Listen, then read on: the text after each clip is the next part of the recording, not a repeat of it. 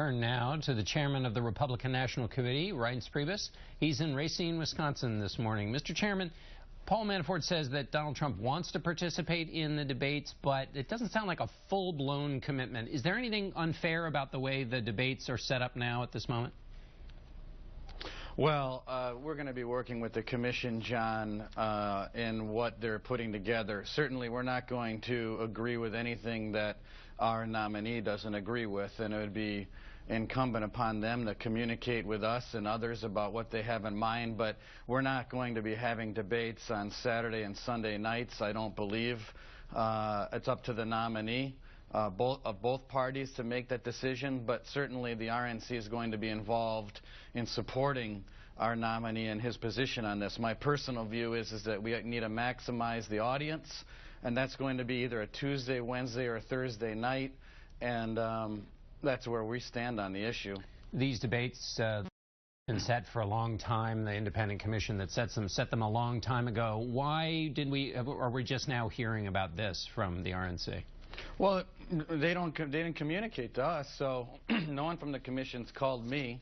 I know that Annenberg did a study and pointed out a lot of flaws with this commission, and it's been a hot topic, I think, in our party for a long time, and whether or not the RNC and the DNC should take over these debates is a topic that has been discussed in the past. I'm fine with working with the commission as long as they're willing to work with us, but I've not talked to them at all. So, Mr. Chairman, are you saying you didn't know that the debates were set for these debates? The announcement on the debates was quite some time ago, on the date.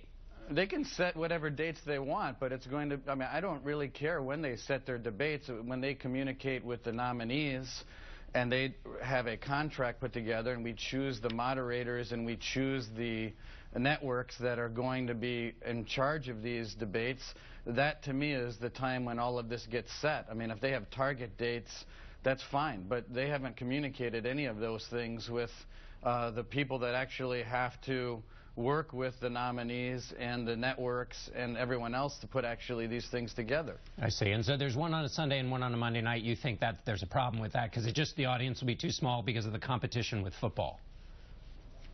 Well, I think it's, I don't understand why we would have Hillary Clinton and Donald Trump debating each other, which is of interest to the entire country. I mean, let's face it, this is an election like none we've ever seen. There is a massive national interest. We just saw that in both national conventions and breaking records. Why would we present the next president of the United States, one of the two of these folks, on a Sunday night or a Monday night? Why wouldn't we want to maximize the audience and the viewership so that people can feel free to watch? I don't understand why they would do that. Do you agree with the nominee that it's a rigged system, the debates? No, listen, I don't know about whether the commission's rigged. I just think there's a lot of flaws with this commission. They're working hard. I'm not taking anything away from them. It's not easy. I know that.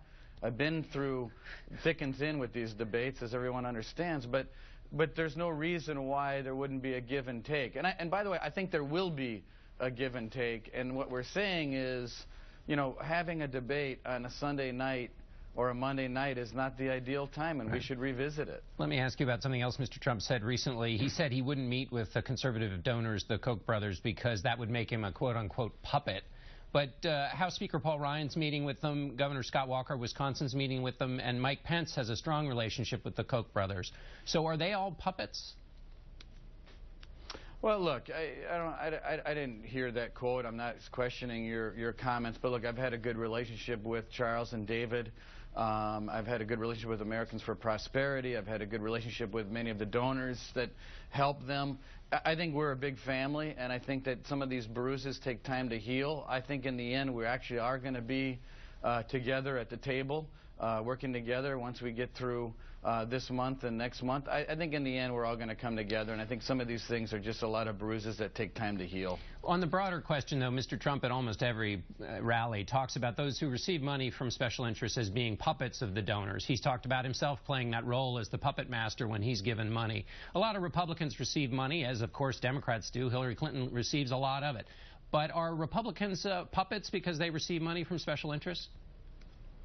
I don't think anyone's a puppet, but I think what Donald Trump is saying, and rightfully so, is that he's a unique candidate who hasn't had to rely on a lot of these special interest money. I'm not saying special interests are bad interests, and I don't think people that have to take money are necessarily bad, but I do think that when a person like Hillary Clinton lines her pockets with all of the groups that she then turns around and bashes, there's an air of hypocrisy. I don't have a problem with banks. I don't have a problem with Wall Street. But the problem I have is with a hypocrite who, on one hand, takes gobs of money from the places that she then turns around and claims that she's working against. It's all just the big fraud. And it was a fraud that the DNC tipped the scales in her favor. It's a fraud that she pivots and talks about Russia when she herself is the reason why these emails that she put at risk are in the conversation that we're having today. And it's a fraud that she talks about special interests on one hand and then turns around and claims that she's working against it. Look,